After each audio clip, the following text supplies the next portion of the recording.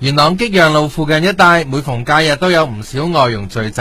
近日有人更加喺當地擺檔，向同鄉販賣家鄉小食，甚至公然用帆布搭建廚房，生火加熱之後出售，現場就好似市集一樣。我哋喺早前嘅禮拜日到場視察，由朝早10點起就聚集咗超過500名外傭，部分帶埋紙箱同埋多個大型帆布袋到場，並且圍起有蓋長凳或者路邊花圃霸位，甚至自己整廚房嚟出售熟食。亦都有外傭用大型膠袋帶咗大量小食喺現場擺地攤，大受歡迎。有外傭就化身流動小販，用改裝嘅嬰兒車運載食物兜售。有市民認為外傭聚集構成滋擾，因為我住嘅地方喺佢哋聚集嘅地方隔離，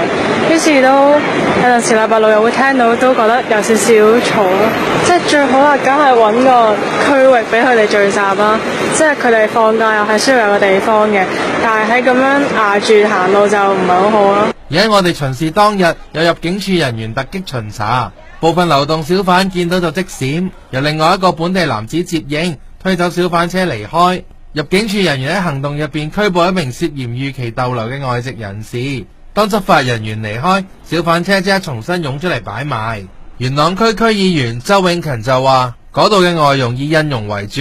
因為唔少印傭喺家鄉借錢嚟香港做嘢，加上要俾中介費而欠下巨債。有知情人士就話，外傭非法擺賣嘅收入係做外傭嘅10倍，吸引唔少外傭鋌而走險做小販。執業大律師陸偉雄就話，外傭喺街上面擺賣已經觸犯咗非法擺賣同埋阻街2項條例，同時違反簽證嘅逗留條件，可能因為咁而令簽證失效而要被遣返。ONTV 東望電視新聞台報道。